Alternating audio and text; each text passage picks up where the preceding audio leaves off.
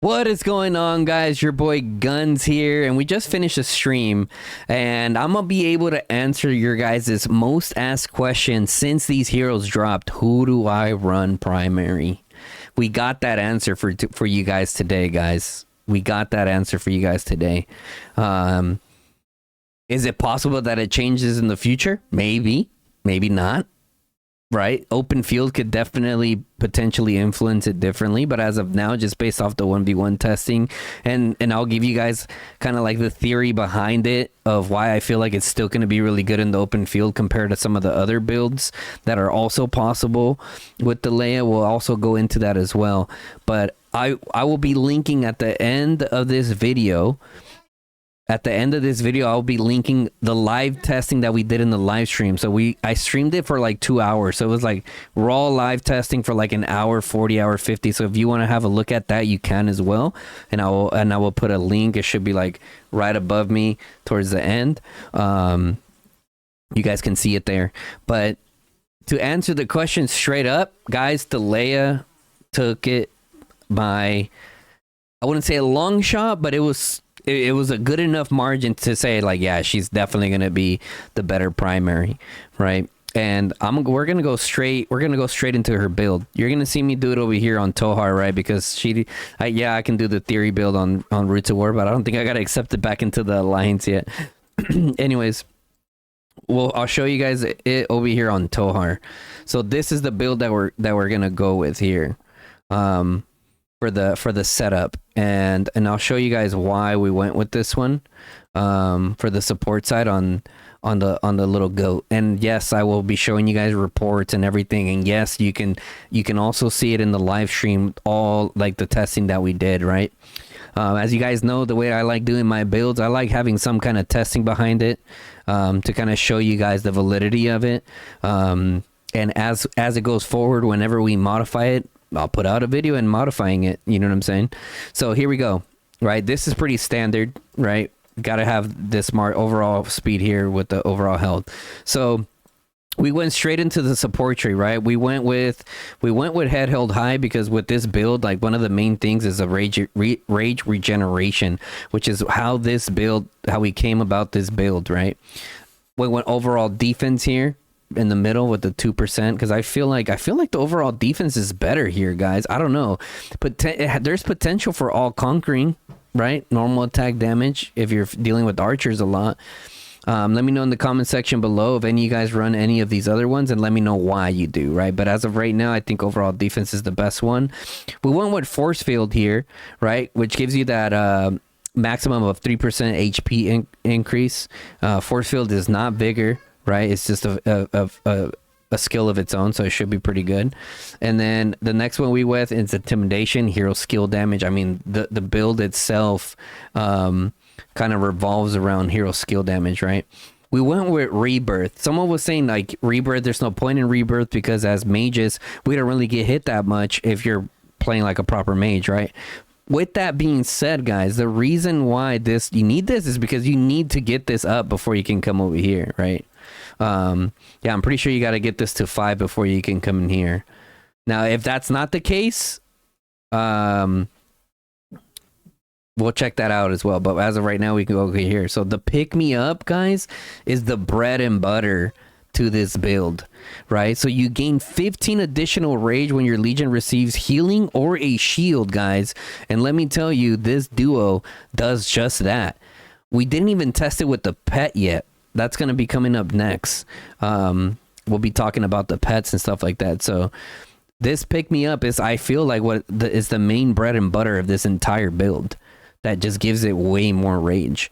And then, we went over here with Flock of Blessing, right? Because when your Legion gains a buff effect, they also gain healing, right? Which they gain a lot of buffs. So you're also getting healing.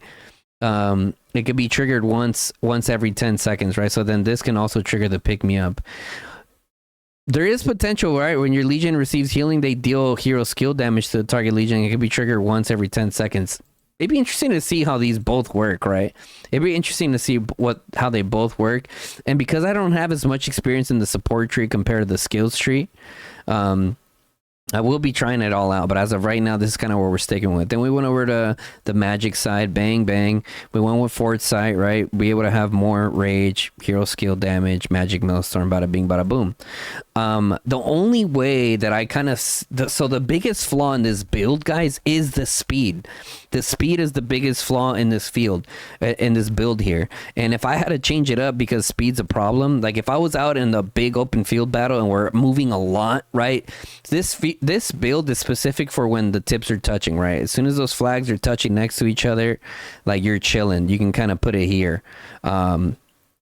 I think this would be a good build. Now, if you're doing a lot of moving around, a lot of maneuvering, you're gonna need this magic speed, man.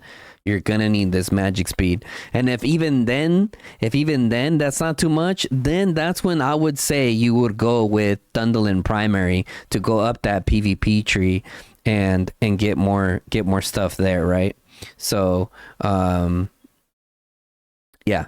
So this is the build right here. Screenshot it, save it, guys. This is a nice solid base build that we tested it with the testings that you guys are gonna see here. So going straight into the testings, the way that we did the testings, we both were out of alliances, right? Shout out my boy Sneaky. Hey, he stopped by today. We were both out of alliances, so there was nothing that can take into effect in terms of alliance technology and stuff like that. So going straight into the reports, what you guys really want to see, right? So off the Ripskis, we started off with what was it here? Okay, yeah. So we started off with Thunderin Thaleia, guys. And keep in mind, if you guys watch my previous video, which you guys have, thank you so much. You guys have been watching a lot of my content because, everyone's excited for these mages. And Thunderin Thaleia are both awakened in this scenario. If you guys saw my previous video, when I was just testing in general for Thunderin, for her kit, they were a lot closer. Now, you're seeing how big the difference is once both heroes are actually awakened, right? Look at that. 17.2 to 30k, right? We move on. 17 to 30k. We move on. 18 to 29k. So that's all the Thunderin primaries, right? And then we move on to the little lamb. 18 to 30. We're like, okay, that was pretty close. And then look at this. 16 to 32. Go again. 16 to 33. Right? And then I'll get into that part. So based off these tests that we did here, if you see here with Thunderin primary, she stood pretty consistent as far as the results, right? But whenever we brought in Thaleia, that's when we noticed some big differences, right? And what are those differences? In my opinion, it's just the rage regeneration that comes from that support tree, right? Just the rage regeneration that comes from that support tree and the amount of healing that you can get going down that tree. Now, the reason why I do still think in the open field that the build that I'm giving you guys is going to work well is because it's sustainability, right? So we're going to be hitting a lot of Gorsh Skogos out there. A lot of infantry, stuff like that, taking counterattack damage. So with that, it's going to help with that counterattack damage mitigation, allowing you to stay alive longer, guys. So I do foresee it being like the best build in terms of staying alive. Now, there is another build that I do want to try out in the open field, and when we get there, right? And I'll let you guys know, okay, guys, this one did better or whatever, right? Now, someone was like, how you can compare it to Bird Tohar, right? If we go up here, look at how Bird Tohar did, 19 to 26, both max, right? So it didn't do as good. So in terms of comparison, I can say with confidence that the new G3 heroes would beat Bird Tohar by maybe, if based off these stats, probably like 4 or 5k, right? And also they're taking less counterattack damage. Now, one of the other things that we tested, we also had Thaleia and Thunderin hit a Gorsh Skogo, right, just to see kind of like how the counterattack was looking, and they both did about the same, but Thaleia did better in terms of she took less sev wounds overall because of her healing. So once again, even testing and hitting a tank, that's how we got there. We did a few other little testings. We did like an AOE test. We even did and I'll talk about them briefly. We even did like a Thaleia, Thea. Thea actually did pretty decent.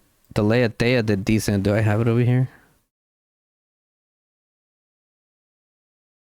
Let's see. That's Thunderin. Oh, right here. Look at this. No, that's not Thunderin. That's Thunderin. Sorry. Right here. Thea did pretty good. Right? So some of you guys already have a good Thea.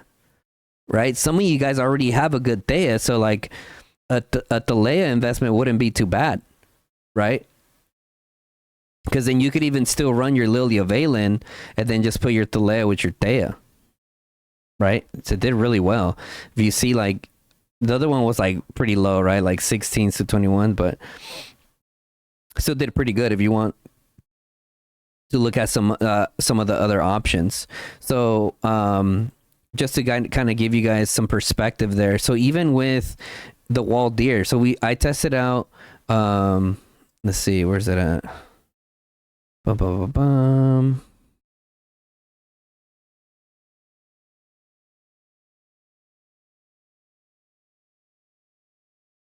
Oh, this is the AoE one up there. That's my bad, guys. That's my bad.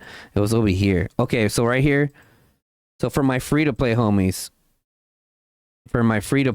you guys can see here, the Waldir Thunderin, still beat the Waldir Valen, right? So in terms of like our free-to-play, that Thunderin's looking to take it home. We even did, where's the other one? Right here, look at this. The Waldir Thaleia did better than the Waldir Thunderin. So even for my free-to-play homies, that Thaleia is still a pretty good pickup if you get lucky enough to get her in the Destiny wheel, or if you place in the strongest lord to at least unlock her. You know what I mean? You might need to get a few like two and 3 heads and eventually get her, but either way, that you can kind of set up a way to get her there. So yeah, guys, that's pretty much the builds that we have. That's going to be the initial build that we're running. And yes, we answered the question as of right now. I do think that Thaleia being primary is better. And one of the reasons why is because when she procs her first skill, she gets that additional damage dealt bonus, right? So it allows Thunderin to also hit harder. It allows Thunderin to hit a little bit harder, right? So that's kind of the whole build behind it, right? Then this is just like raw testing, right? Well, no artifacts, no pets, nothing like that. Obviously with the Thaleia, as far as like her pets go, the Seraphedric seems to be the best one as of right now. Just kind of theory crafting with you guys, just based off the fact that the Seraphedric does healing, which is also going to proc the pick me up talent, do even more rage, and etc, right? But a lot of us already have a lot of major mains have like some decent Shadow Phaedrics. I think that will work well.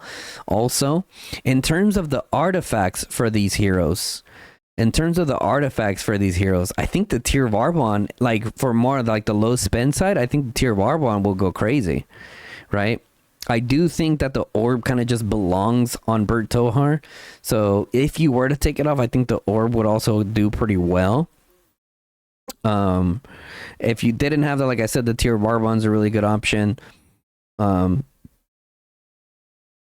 Phoenix Eye is pretty good too, but I think if I didn't have the new artifact, I would run a Tear of Arbonne for sure. It just complements the kit, guys. It just complements the kit for sure. And just to give you guys even more of an example, if you're like, well, all these testings are Awakened Thaleia, like, you know, how's this helping me out, brother? If you check one of our previous videos out for the Thunderin video, you're going to see that we did testing against a Thaleia that was 542. And even the 542 still beat the Lilia Valen Awaken, which is huge for our low spend free-to-play homies. Like, that is huge. There's so much value there, right? So you can see it there. Just great, man. it's just great. The stream was awesome. Everyone's super hyped about the new mages.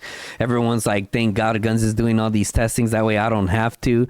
And yeah, and I got you guys. I'm gonna try to do my best that I can. Shout out to J Hud as well for helping us. Reef kind of came in towards the end there, but unfortunately I had to bounce because running out of time. How to record this video and put it out to you guys, man, so you guys can get your initial builds going. Like I said, as of right now, that's the build that I'm going in with. Once we are actually out in the open field and hooking and jabbing and whatnot, we'll bring up the other ones and see how they do. You know what I mean? That, because I know at the end of the day, like, yes, the 1v1 testing, I know some people are like, oh, that's not a good test or whatever. We'll do some AoE tests. Don't worry, we'll get to that as well, guys. But as of right now, I think that one's good.